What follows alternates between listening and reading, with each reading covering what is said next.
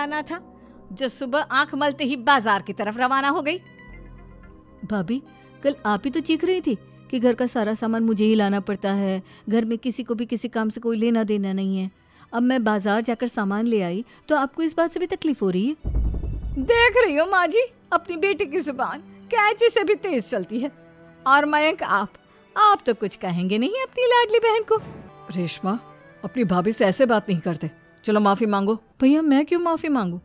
आप भाभी से बोलिए ना कि हम पर कम हुक्म चलाया करे। हम इस घर की बेटियां हैं और आपकी पत्नी की ननद है, नौकरानी नहीं। लो कर लो बात। इनकी भलाई के लिए कुछ भी बोलो तो इन्हें बुरा लग जाता है। इस घर में यही इज्जत है मेरी। देख लो माँ जी, आपकी बेटी किस लहजे में मुझसे बात कर रही है। सविता वहाँ से चली जाती है।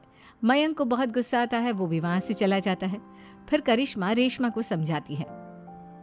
रेशमा, तुम्हें भाभी से माफी मांग लेनी चाहिए थी ना। लेकिन दीदी, मैंने कुछ किया ही नहीं, तो मैं माफी क्यों मांगू? हाँ करिश्मा दीदी, रेशमा दीदी जैसे ही घर में आई भाभी ही उन पर चिल्ला रही थी। हाँ, मैं मानती हूँ कि गलती भाभी की थी। मैं तो इसलिए बोल रही हूँ कि भाभी ने माँ को तो पूरी तरह अपने वश में कर लिया है। वो हमारी बात सुनती ही नहीं। मयंक भैया हमारे लिए हमेशा खड़े रहते हैं, इसलिए उनकी बात का मान तो तुम्हें रखना चाहिए था ना। कोई फायदा नहीं दीदी, कुछ दिनों की बात और है, भाभी उन्हें भी हमारे खिलाफ भड़का देंगी। फिर वो भी माँ की तरह हमारी किसी बात का विश्वास नहीं करेंगे। इसी तरह सविता अपनी तीनों ननदों को किसी न किसी बात पर परेशान करती रहती थी। एक दिन मयंक अपनी तीनों बहनों के लिए गिफ्ट लाया।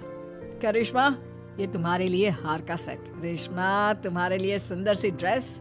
और मनीषा, तुम्हें किताबें पसंद है ना, तुम्हारे लिए किताबें लाया हूँ। थैंक यू भैया। थैंक यू भैया। थैंक यू भैया।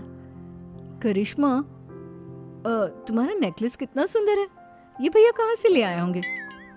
मैंने भैया को 3 दिन पहले फोन पर ये डिजाइन दिखाया था और आज भैया ये ले आए। सविता तो अपनी ननदों के गिफ्ट्स देखकर जल गई और करिश्मा का नेकलेस तो उसे भी बहुत पसंद आया था। अपनी बहनों के लिए कितना अच्छा नेकलेस लेकर आए हैं, मुझे कभी कोई गिफ्ट नहीं दिया। मैं आज ही ये हार चुरा लूंगी। रात में सविता करिश्मा का हार चुरा लेती है और इसी तरह उसे अपनी ननदों की जो भी चीज अच्छी लगती वो उसे मांगती नहीं, बल्कि रात के अंधेरे में चुरा लेती। इसी तरह दिन बीतते गए और सविता ने मयंक के दिल में भी उसकी बहनों के लिए नफरत पैदा कर दी। एक दिन मयंक ने करिश्मा और रेशमा के लिए रिश्ता देखा और ये बात उसने घर में सबको बताई। माँ, करिश्मा और रेशमा के लिए बहुत अच्छा रिश्ता आया है। वो लोग कल इन्हें देखने आ रहे हैं। आप और सविता मिलकर सारी तैयारी कर लेना। ये सुनकर करिश्मा और रेशमा खुश हो जाती हैं, लेकिन सविता सोचती है, अगर इन दोनों बहनों की शादी हो गई तो घर और बाहर का काम कौन करेगा?